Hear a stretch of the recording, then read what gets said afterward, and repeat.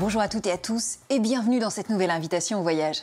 Aujourd'hui, nous irons au Sénégal, en Casamance, grâce à Ousmane Sembène, un écrivain et cinéaste fondamental puisque c'est lui le premier qui a mis en avant sur grand écran le triste sort des tirailleurs sénégalais. On leur promet un retour dans leur foyer, en grande pompe, puisque le film le montre très bien. Ils descendent, c'est la fanfare, on les reçoit en héros et on leur fait des promesses. Comme on a fait des promesses à tous les tirailleurs, d'un traitement égal au niveau des pensions de retraite, des gens qui ont servi loyalement la France, qui s'attendaient, étant des survivants de la guerre, à être payés en retour et qui ne l'ont pas été. Pour bien secouer les pruniers, il faut manger des pruneaux. Avec 3 kilos de prunes, on fait 1 kilo de pruneaux. Il y a du tonus dans le pruneau, c'est ce qui nous rend costaud pour secouer tous ces pruniers. Dans le sud-ouest de la France, il arrive que des trésors tombent des arbres. C'est ici, du côté d'Agen, que des moines ont eu la merveilleuse idée de transformer des prunes venues d'Orient en pruneaux. Voilà un héritage qui devrait secouer votre gourmandise. On n'oubliera pas papilles, pour autant avec des pâtes au curry made in Jamaïque. Un curry de chèvre en l'occurrence. Cette viande qu'on déguste dans les grandes occasions. Tout ce que j'ai appris en cuisine vient de cette fille juste ici. Elle est juste carrément paresseuse. Elle est vraiment paresseuse? Très paresseuse. Enfin, à Vienne, vous verrez pourquoi on nous dit, de génération en génération, de nous laver les mains. L'idée est née de manière inattendue dans une maternité. Mais avant tout cela, on échauffe nos neurones avec la devinette. Quelle invention a contribué à changer le visage du Far West à la fin du 19e siècle ? À l'époque, l'Ouest américain n'est déjà plus cette grande terre sauvage fantasmée.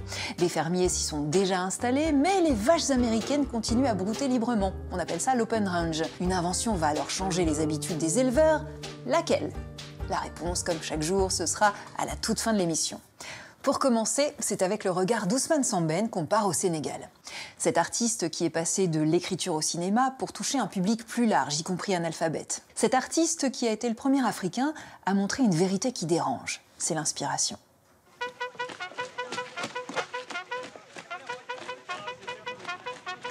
Le taux, c'est 1000 francs métropolitains pour 250 francs CFA. Mon commandant, vous insultez des soldats qui ont été de toutes les batailles. Ils étaient de la première armée de la France libre. Oui. Qui partit de Fort-Lamy a traversé le Tibesti à chasser les soldats de Mussolini à Koufra dans le sud libyen. Ce sont eux qui les premiers sont entrés à Tripoli. Ce sont encore eux qui les premiers en août 44 sont entrés à Paris. Où étiez-vous en 1940? Une première au cinéma pour ces soldats longtemps effacés des versions officielles de l'histoire. Sans les œuvres de Sembène, certains épisodes de la colonisation, comme le massacre du camp de Tiaroy, seraient restés enfouis. Autodidacte, auteur majeur de la littérature africaine contemporaine, puis devenu premier cinéaste du continent, considéré comme le père du cinéma africain, Ousmane Sembène saisit la plume et la caméra pour raconter l'histoire de son pays, le Sénégal, pour porter la voix de l'Afrique jusqu'ici racontée par les Blancs. Récompensé par de nombreux prix internationaux, son œuvre traduit la liberté et l'engagement d'un artiste militant qui a osé dire et dénoncer. En mots, en images, il a donné à ses compatriotes une version neuve et puissante de leur réalité.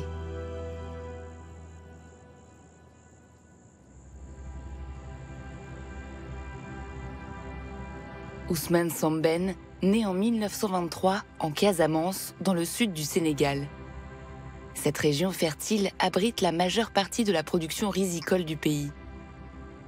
C'est dans ce théâtre de verdure, considéré comme le grenier du Sénégal, où les rizières en plateau quadrillent le paysage, qu'est cultivée la ressource essentielle à la vie matérielle et spirituelle du peuple Diola, l'ethnie majoritaire de la région.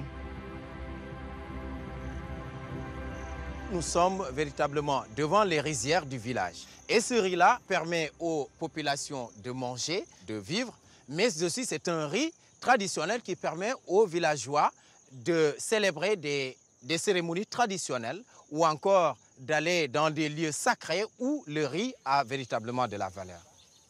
Mais aussi c'est un riz qui permet le troc, le commerce entre les populations. Donc le Casamançais ne connaît pas l'argent. Sembène Ousmane étant né en Casamance, il comprenait de fond en comble les réalités Diola. Ici, en juillet 1942, l'administration coloniale française, pressée par l'Allemagne nazie, vient confisquer la récolte de riz sous couvert d'impôts au profit de la métropole.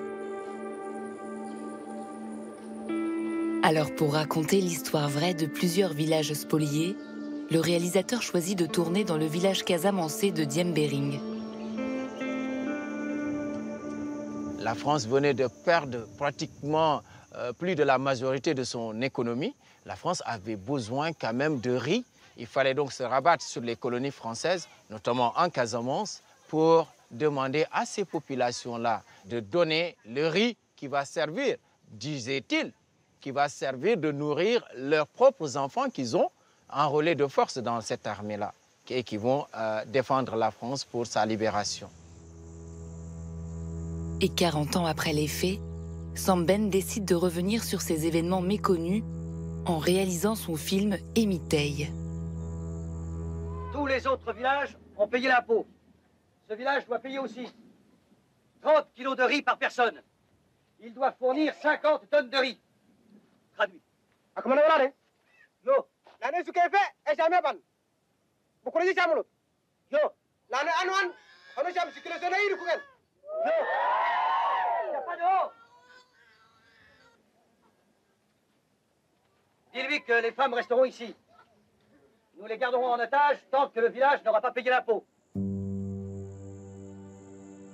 Dans le film, comme dans la réalité, les villageois refusent de s'exécuter. Les sages ne veulent pas voir s'évanouir la récolte de riz, comme ils ont vu auparavant partir leurs enfants, enrôlés de force dans l'armée. Les anciens s'en remettent alors au dieu tonnerre Émiteil, tandis que les femmes, plus pragmatiques, refusent de livrer leur unique moyen de subsistance. La répression et le massacre commencent alors.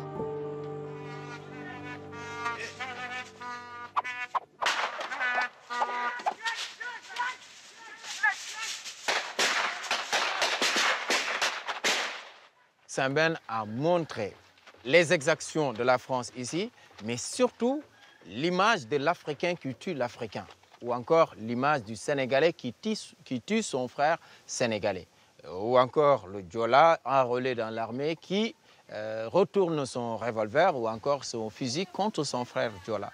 Ça, c'était pour conscientiser parce que Sembène est un auteur engagé. Donc l'histoire qu'il a mis dans Émiteil n'est que le reflet de la réalité qu'ont vécu les populations casamançaises à cette période de l'histoire. Interroger l'histoire coloniale reste centrale dans l'œuvre de Sembène, particulièrement celle des années 40 et 50, à la veille de l'indépendance du pays, lorsque l'emprise coloniale sur les matières premières en Afrique de l'Ouest se resserre. Et dans la ville de Thiès, à l'est de la capitale sénégalaise, les 1280 km de la ligne ferroviaire Dakar-Niger collaborent à cette entreprise.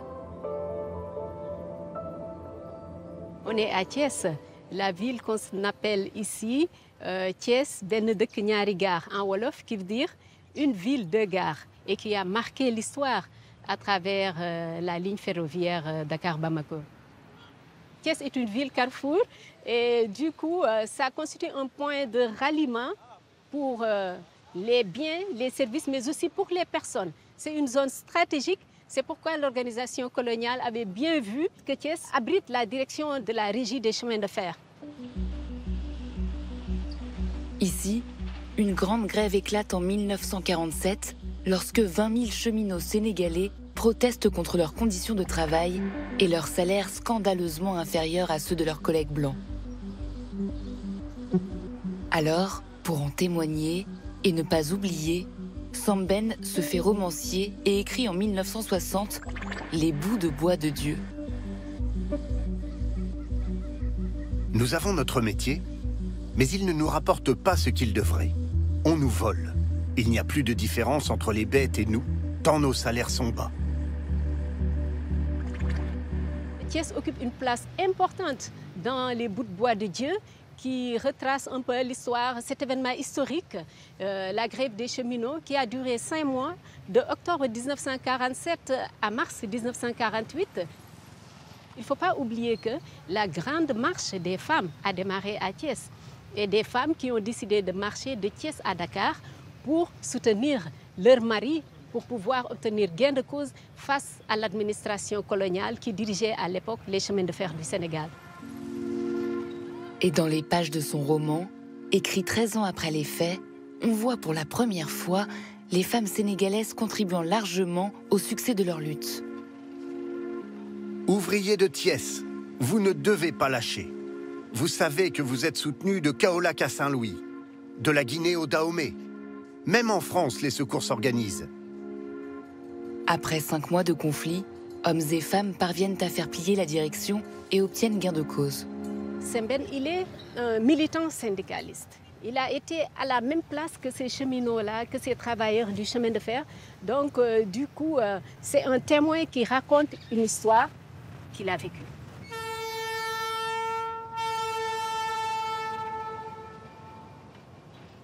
Sembène, il part tout le temps d'un fait réel.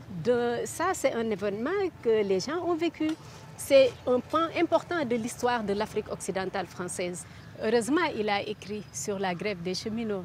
Sinon, on n'allait jamais parler de cela aujourd'hui. Et ça nous donne une idée de ce que c'est la colonisation. Éternellement militant, dénonçant les injustices, Ousmane Sembène décide de rétablir la vérité en racontant un autre événement survenu à la fin de la Seconde Guerre mondiale, lors du retour au pays des tirailleurs sénégalais.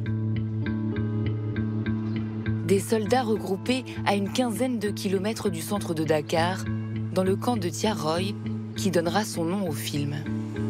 On leur promet un retour dans leur foyer, en grande pompe, puisque le film le montre très bien. Ils descendent, c'est la fanfare, on les reçoit en héros et on leur fait des promesses. Comme on a fait des promesses à tous les tirailleurs, d'un traitement égal au niveau des pensions de retraite, des gens qui ont servi loyalement la France, qui s'attendaient, étant des survivants de la guerre, à être payés en retour et qui ne l'ont pas été.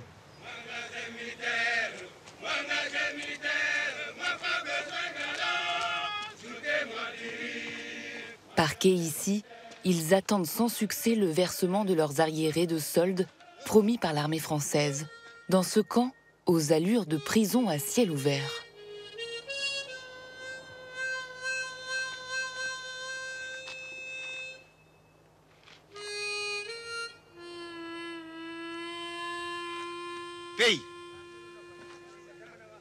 Pays.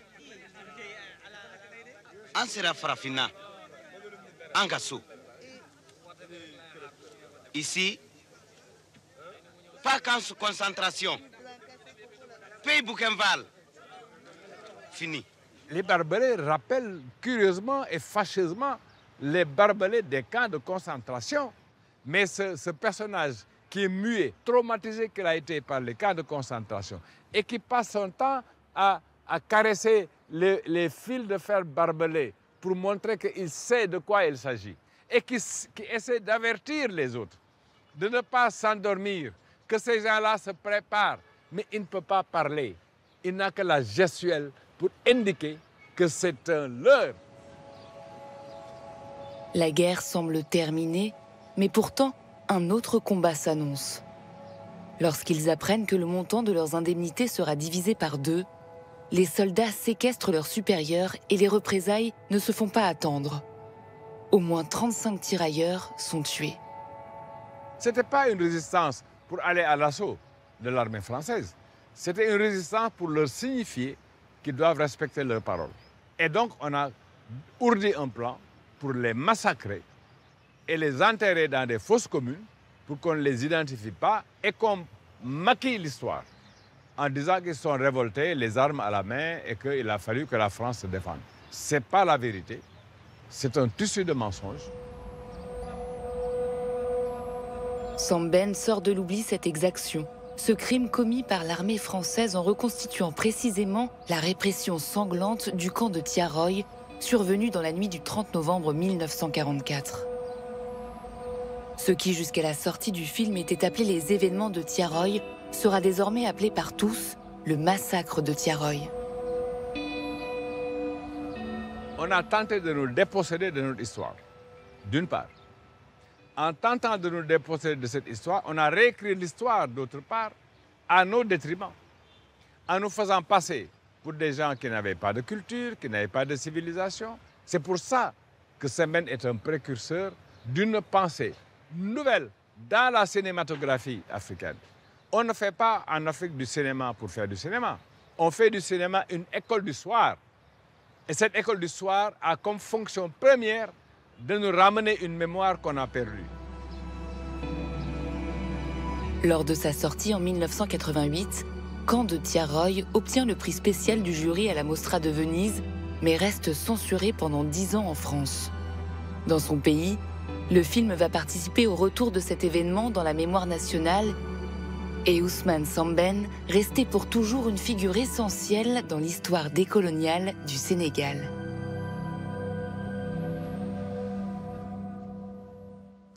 Thomas Chauvineau, lui, nous emmène sur une île. L'île du diable. C'est pas très rassurant tout ça. C'est le clin d'œil. C'est une île hantée, du moins selon la légende, selon aussi quelques habitants qui vivent à côté, surnommée l'île du diable dans les méandres de la Casamance. Les griots du coin racontent l'histoire d'un combat entre le fondateur du village de Sédiou, le plus proche de cette île, et le diable en personne. Notez qu'il y a quand même pas mal de monde qui cherche à se friter avec Satan, Saint Antoine, Saint Benoît, Jésus lui-même. Ils sont nombreux à vouloir lui casser la gueule.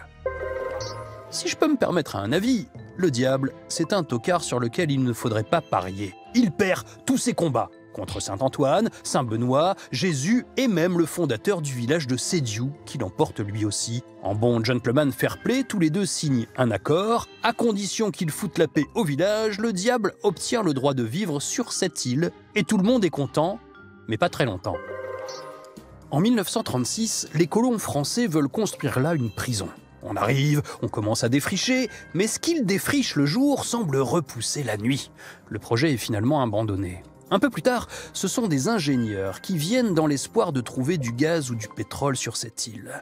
Il ne reste pas longtemps, tous auraient été victimes d'une étrange épidémie. Des îles du diable, on en trouve un peu partout dans le monde, Djibouti, Congo ou Guyane. À croire que le diable ne niche pas dans les détails, mais dans les îles. En général, elles sont assez inhospitalières, l'homme n'y met pas les pieds, mais la nature, elle, s'éclate. Et voilà peut-être une idée. Ajouter du diable à tous les endroits dévastés par le genre humain. L'Amazonie du diable, l'Alberta du diable ou la mer de Norvège du diable. Et plus personne n'y mettra les pieds. Oust du balai. Demandez un petit coup de pouce à Satan. Pour sa survie, l'humanité devrait apprendre à pactiser avec le diable. Au XVIIIe siècle, on appelait les pruneaux des prunes du sergent ou des robes de sergent. Rapport au costume des sergents avant la Révolution, dont la couleur ressemblait à celle de ce fruit. Le pruneau qui nous fait donc voyager aujourd'hui dans l'héritage.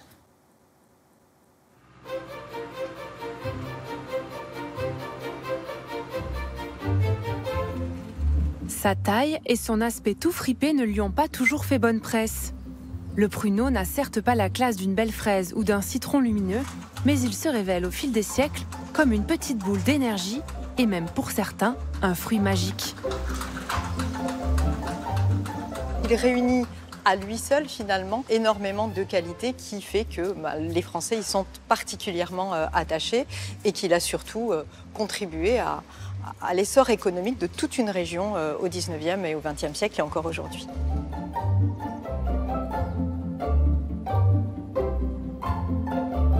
Dans le sud-ouest de la France où elle prend racine, la prune dente, devenue pruneau une fois séchée, est le fruit du mode survie d'un terroir humble. Bon compagnon des familles modestes, des marins voyageurs, encore aujourd'hui, il est l'un des fruits secs français les plus populaires, toutes générations confondues.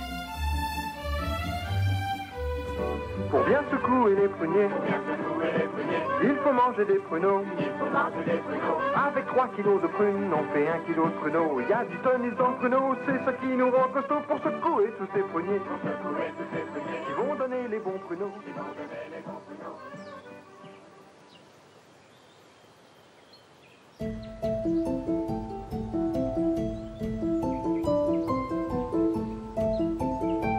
Venu de Chine par la route de la soie, le prunier s'établit dans une grande partie du bassin méditerranéen sous l'impulsion des Romains. Une petite prune endémique se développe. Pendant le Moyen-Âge, la Genée est une étape d'arrêt importante et l'abbaye de Clérac, bâtie aux alentours du 8e siècle, est un repère pour les moines bénédictins. Le père abbé de l'abbaye de Clérac est parti avec Richard Cœur de Lion à la 3e croisade.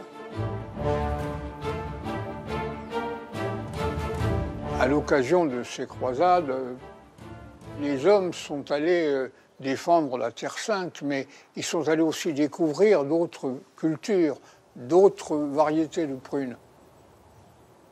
Il n'est pas impossible qu'on ait ramené des noyaux, ramené des arbres, découvert d'autres variétés, et que les moines bénédictins, qui sont les agronomes, aient greffé et hybridé d'anciennes variétés avec de nouvelles rapportées. Et qu'ils aient cherché à créer, on dit bien créer, une variété adaptée à la fois au climat et aux terres. Et donc, tout d'un coup, il y a une nouvelle variété qui est née. C'est la prune dente. Elle est ovale, elle est rouge-bleu, elle est plus grosse, plus sucrée, meilleur goût, une peau fine. Prune dente vient du vieux français anté, qui signifie greffé. Entre les murs de briques rouges de l'abbaye, les moines bénédictins cultivent, font des recherches. L'abbaye devient le petit laboratoire de cette nouvelle prune bleue et mauve. L'histoire raconte que durant une année de surproduction, les moines s'aperçoivent que le séchage au soleil des prunes dentes permet de les conserver toute l'année. Elles se fripent, noircissent et surtout restent délicieuses et donnent plein d'énergie.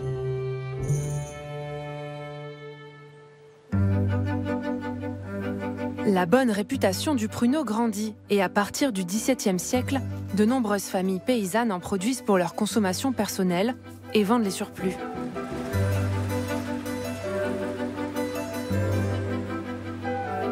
C'est du port d'Agen, bordé par le fleuve de la Garonne, que les pruneaux sont rassemblés pour être envoyés. Imaginons la Garonne ici que l'on voit, avec 2 ou 3 bateaux à vapeur qui passent, l'un qui va vers Bordeaux et l'autre qui descend vers Toulouse et qui s'arrête à Agen.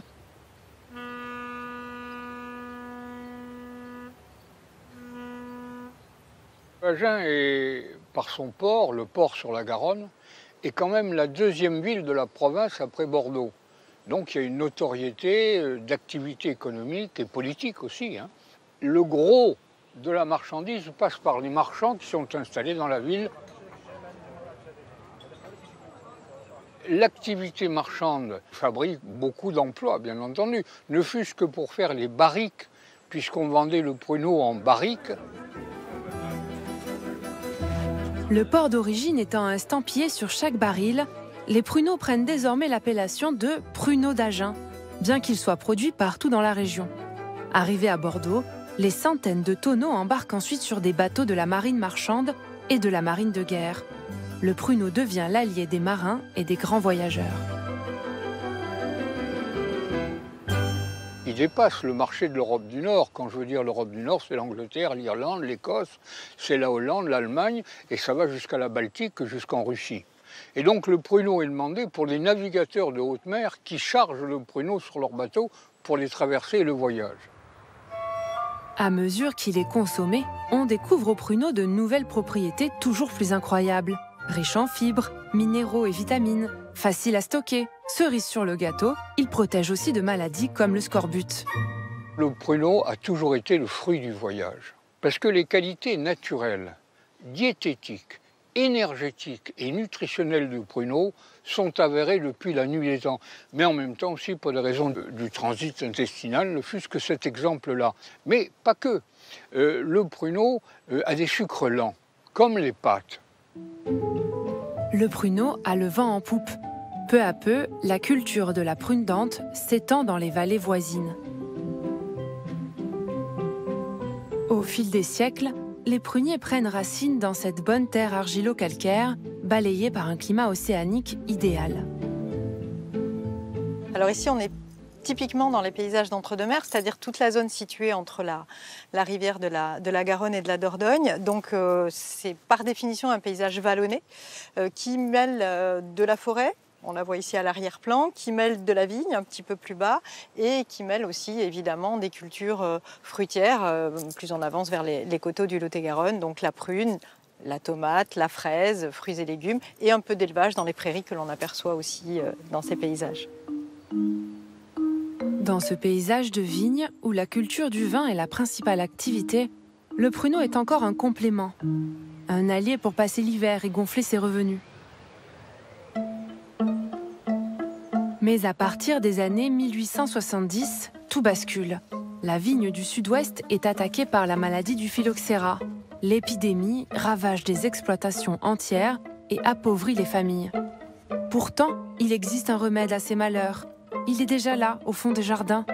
La prune dente et son pruneau s'avèrent être les denrées les plus viables en remplacement de la vigne. C'est le début d'une production en masse. C'est un fruit qui est peu cher, donc c'est ce qui fait son succès dans la deuxième moitié du 19e siècle, et c'est ce qui fait qu'il devient véritablement une culture de substitution par excellence.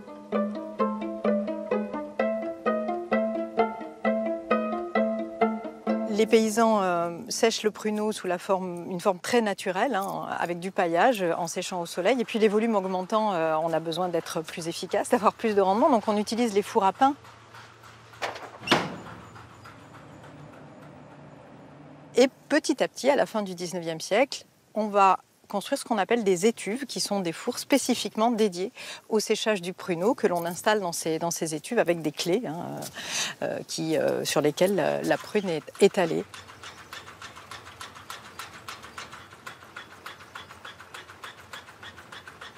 En 1894, c'est l'explosion.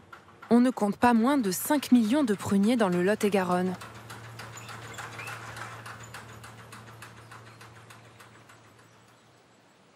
Dans des petites bastides comme celle de Montségur en Gironde, on érige des halles pour accueillir les foires de négociants. Les marchands s'organisent et prospèrent plus que jamais. Ils font le choix de faire une halle qui répond aux nouveautés architecturales de cette époque. Et donc on fait le choix un petit peu novateur du fer, de l'acier, du verre à l'époque. On est à l'intersection de deux périodes. On passe d'un modèle d'une agriculture, d'une polyculture vivrière paysanne, où on produit essentiellement pour nourrir la famille. On vend un peu de surplus, mais très peu, à un nouveau système qui s'oriente vers ce que l'on connaît au XXe siècle, qu'on appelle l'agriculture commerciale. Vous arrivez là, je vais vous offrir un petit pruneau de la nouvelle récolte. Vous posez cette... À Montségur, comme dans d'autres régions et d'autres petites villes du Lot-et-Garonne, on assiste à une véritable explosion des foires et des marchés qui se multiplient en nombre. Il faut imaginer des sacs de toile empilés ici. 800 tonnes, ça veut dire à peu près 16 000 sacs qui transitent à la fin du 19e siècle, chaque saison, par cette halle de Montségur. Sur place, les enchères montent. Tout le monde y va de son slogan et de ses publicités pour attirer les clients. Les pruneaux sont ensuite acheminés vers les grandes villes grâce au nouveau chemin de fer. Mais avec la Seconde Guerre mondiale, les vergers sont mal entretenus et leur nombre décline. De plusieurs millions, à peine 850 000 pruniers sortent indemnes de la guerre. Le pruneau est à 2 branches de disparaître. Toutefois, ce fruit du mode survie tient bon. Lui qui a toujours été le compagnon des gens tenaces. Après les années 50, un syndicat de producteurs relance le pruneau d'Agen, l'emblème du pays agenais, devient une star du petit écran. Le consommateur urbain, à la toute fin du XXe siècle et au début du XXIe siècle, est entre guillemets bon client, est entre guillemets demandeur de cet ancrage territorial, de ce savoir-faire, de ces gestes aussi. Hein. Le pruneau, la fabrication du pruneau d'Agen, ce sont autant de représentations mentales de tout un tas de gestes, de la culture de la prune jusqu'à son conditionnement, jusqu'à son séchage. Et donc tout ça, ça a aussi façonné les paysages. Remède de famille, boule d'énergie, allié de recettes régionales, le pruneau d'Agen a su garder une petite place dans le cœur de générations de Français. Si le pruneau est aujourd'hui produit dans le monde entier, le pruneau d'Agen est une appellation protégée. De nombreuses familles du Lot-et-Garonne perpétuent sa culture locale.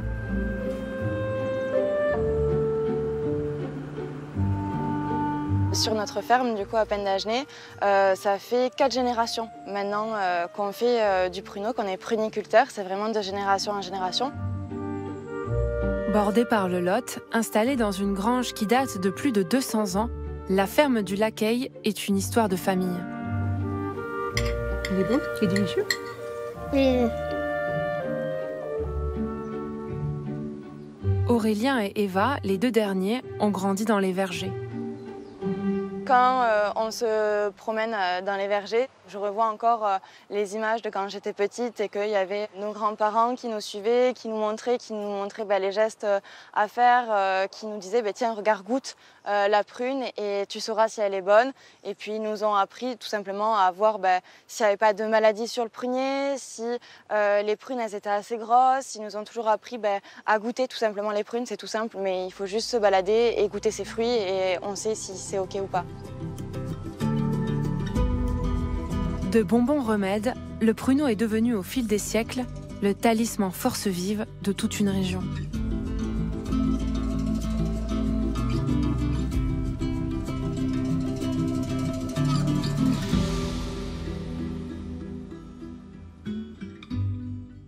Ça donne envie de braquer les caméras de papy dans le Lot-et-Garonne, tous ces pruneaux. Mais aujourd'hui, on part cuisiner en Jamaïque. On va faire un curry avec le rat.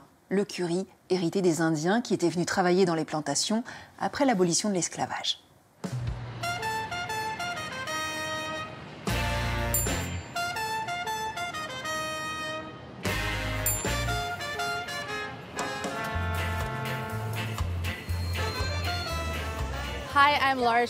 Bonjour, je suis Laura Shade et aujourd'hui nous sommes au marché de Mandeville où je vais me procurer les ingrédients dont j'ai besoin pour cuisiner des pâtes au curry et à la chèvre. Je vais d'abord acheter de quoi faire l'assaisonnement. Puis-je avoir de la cive, s'il vous plaît? 500 grammes. Et c'est combien pour 500 grammes d'oignons? 500. Ok, alors donne-moi les 500 grammes. Combien ça fait? $1 500. Merci. Maintenant, on rentre dans la boucherie pour acheter de la chèvre. Bonjour, est-ce que je pourrais avoir de la chèvre? 1 kilo, s'il vous plaît.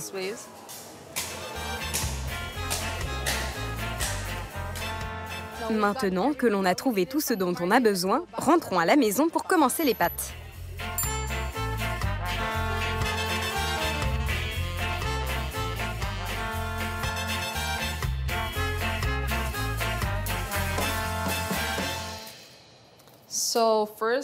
D'abord, on va éplucher nos oignons. Vous pleurez?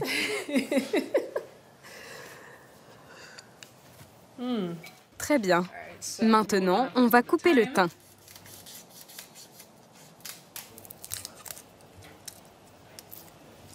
On passe à mon ingrédient préféré, la cive, qui a le plus de saveur. Le piment. Il est temps maintenant de mixer nos herbes.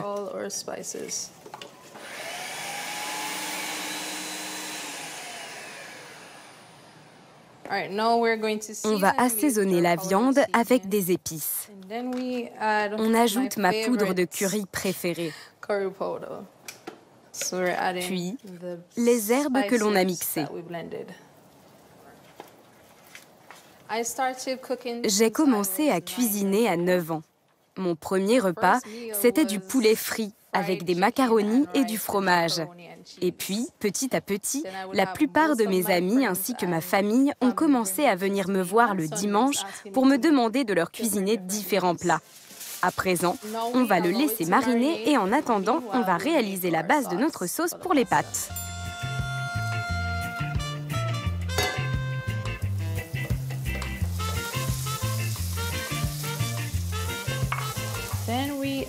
On va incorporer notre crème fraîche.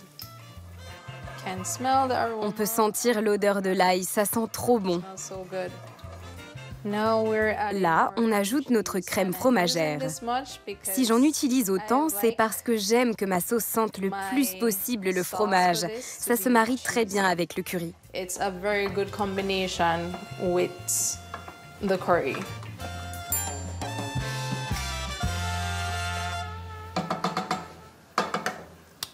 C'est le moment d'ajouter du parmesan. On va mettre notre sauce de côté et commencer à s'occuper de notre chèvre. La casserole est chaude, l'huile est chaude. Il est maintenant temps d'y placer la viande.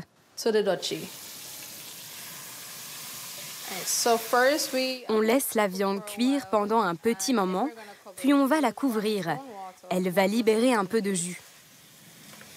On verse notre sauce dans le curry de chèvre. Et enfin, on va mettre les pâtes. C'est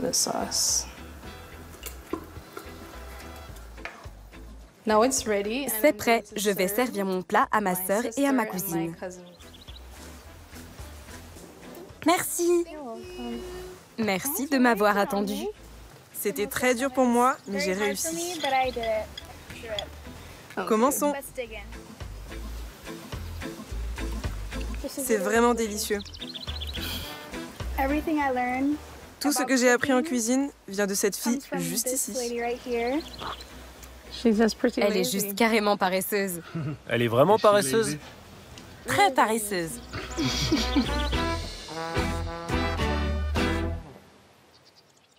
Direction Vienne maintenant, avec un médecin hongrois qui vous a peut-être sauvé la vie sans que vous ne le sachiez. C'est l'histoire inattendue. Si ce geste peut paraître aujourd'hui anodin, il n'en a pas moins constitué une révolution il y a près de 200 ans dans la capitale autrichienne, puis dans le monde entier. Dans les allées de l'hôpital général de Vienne en 1846, un médecin cherche désespérément à régler un problème. La mortalité des femmes en couche. En Europe, environ 1 femme sur 10 décède de fièvre puerpérale, une maladie infectieuse. Un jeune obstétricien hongrois, Ignaz Semmelweis, tente d'élucider le mystère de cette maladie dévastatrice. Pour ses confrères, la cause n'est rien d'autre que la volonté de la nature. À l'hôpital, en ce qui concerne les maladies infectieuses, c'était encore les anciennes croyances qui dominaient, comme la théorie des miasmes. On pensait que les maladies étaient fortement liées au lieu de l'épidémie, à des phénomènes comme les conditions météo, des émanations de gaz, etc. Toute une série d'explications qui a fini par être réfutée.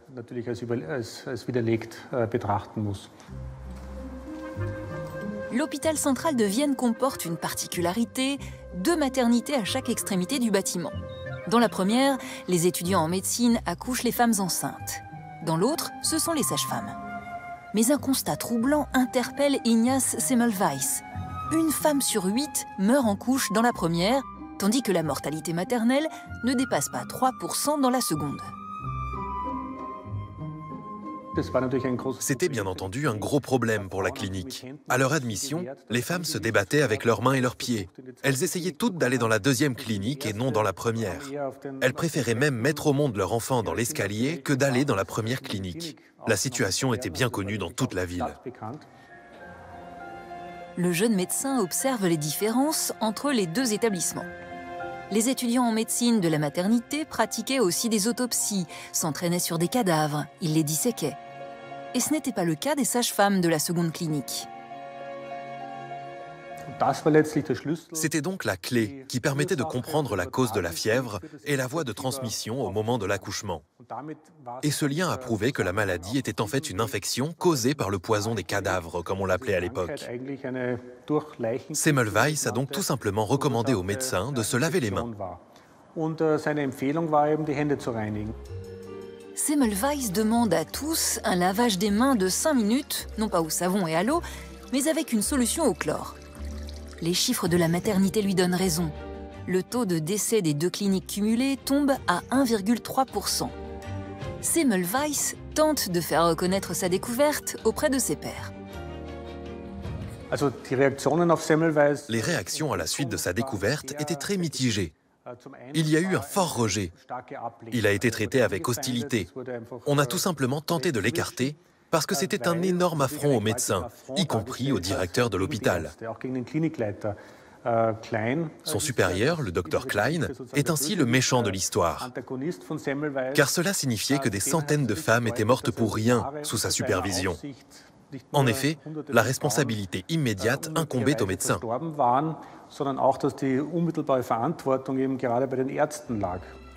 Méprisé, Ignaz Semmelweis vit une descente aux enfers. En 1849, son emploi à l'hôpital n'est pas conservé. Il se réfugie en Hongrie, son pays natal. Il parvient à y faire appliquer ses recommandations. En 4 ans, sur 933 accouchements, seules 8 femmes succombent à la fièvre puerpérale. Le gouvernement hongrois émet un décret qui ordonne de systématiser ces méthodes. Mais sa volonté de convaincre l'ensemble de ses confrères, au-delà des frontières, vire à l'obsession et il revient en Autriche, où sa santé se détériore. Et notamment sa santé mentale, de plus en plus difficile à gérer. Il est emmené dans un hôpital psychiatrique contre son gré à Vienne en 1865. On ne sait pas exactement ce qu'il s'est passé au cours de ses dernières semaines de vie. Un rapport d'autopsie indique qu'il avait des fractures. Il est possible qu'il ait été blessé, soit par d'autres patients, soit par les gardiens qui l'auraient violemment maîtrisé, ce qui était assez courant en psychiatrie à l'époque. L'ironie de l'histoire, c'est que l'autopsie révèle qu'il est mort de septicémie, la maladie contre laquelle il s'est tant battu.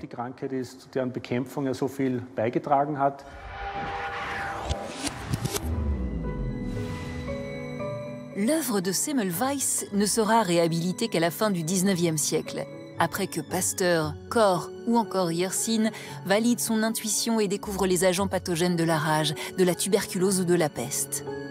On le considère aujourd'hui comme l'un des pères de la sepsie et de l'épidémiologie hospitalière.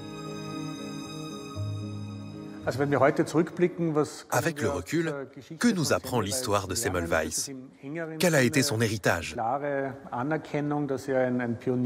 Tout d'abord, qu'il a été un pionnier de l'hygiène des mains. Mais son histoire, c'est aussi un avertissement quant à la difficulté qu'il peut y avoir, dans certaines circonstances, de mettre en œuvre des découvertes scientifiques, même solides, lorsqu'elles sont contraires à l'esprit du temps, à des opinions bien établies, à des institutions puissantes. C'est l'un des grands messages de l'histoire de Semmelweis aujourd'hui. Aujourd'hui, se laver les mains est devenu une recommandation sanitaire essentielle, un geste qui continue de sauver des millions de vies. Vous vous souvenez de la question du jour? Quelle invention a contribué à changer le visage du Far West à la fin du XIXe siècle? Eh bien, c'est le fil de fer barbelé. Dans un premier temps, cette invention peine à s'imposer aux États-Unis. Les éleveurs sont persuadés que le barbelé, si léger, ne résistera pas à la puissance de leur bête. John Gates, un vendeur avisé, organise alors une démonstration sur la place d'armes de San Antonio au Texas, et les cow-boys ont beau bousculer les animaux, le fil tient bon, pari réussi. En revanche, après cet épisode à succès, le sud-ouest américain connaîtra un vrai conflit entre les éleveurs adeptes des barbelés et les autres. Les Fence Cutting Wars, comme on les a appelés, provoqueront même plusieurs morts. Allez, à demain. Bis bald.